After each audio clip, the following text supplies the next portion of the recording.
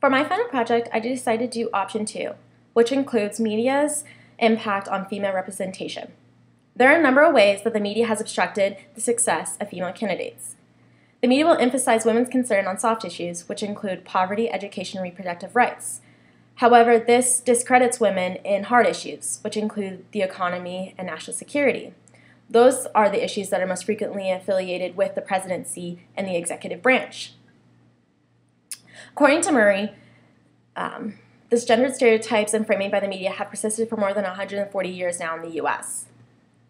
The media tends to frame women in different lenses, such as wife of, and women being emotionally unstable and menopausal. We saw this frequently in the candidacy of Hillary Clinton.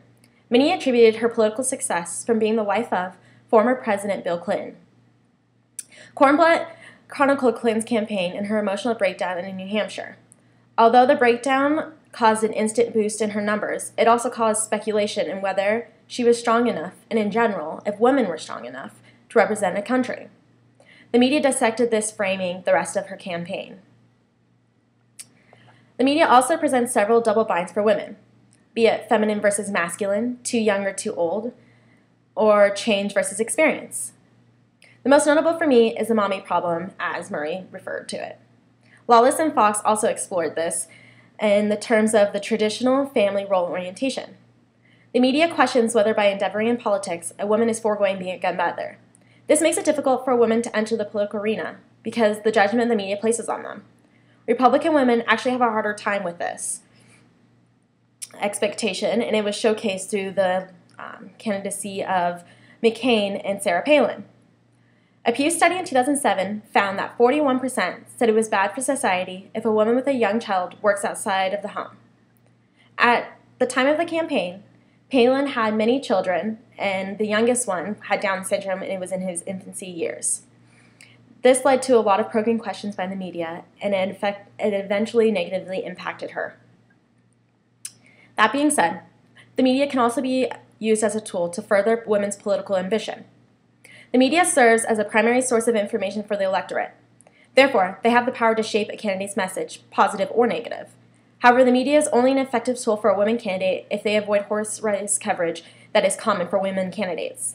As Kittleson and Fridkins noted, news coverage of campaign influences voters' views of the candidates in a myriad of ways, including recognition of the candidates, views of the candidates' plans and positions, an assessment of the candidate's personality, as well as an overall evaluation of the competing contestants. Helen Clark of New Zealand is an example of the media delivering the message rather than merely covering the competition. She is a good example, however, she is unique because of her strongly masculine characteristics. But if more women were able to get their message across rather than just horse race coverage, it would effectively get more women in politics and representation. Also, the election of President Obama can also serve as evidence that the media can be used as a tool for female candidates and ultimately increasing female representation. The New York Times, among other news organizations, were accused during his first campaign in 2008 in favoring him. Many went as far as calling him the media darling. His likability by the media led to more positive coverage, which in turn is the information being delivered to the electorate, which will cause them to vote for him and basically voted him into office. Murray also addresses how this has negatively impacted Clinton in the primaries against Obama, as Clinton received 38% negative coverage and Obama only 16%. If this were to favor Clinton and other female candidates in general, it would increase the number of female representatives in government. Finally, if I were a manager of a female candidate's campaign, I would advise her of 3 things. First, show strength in both masculine and feminine issues. By doing so, the candidate will appeal to the largest audience. Half the country is composed of males. You have to appeal to both sides to be a viable candidate in this country. Secondly, I would recommend disassociating themselves from their husband as much as possible. It is important that a woman is recognized as their own person.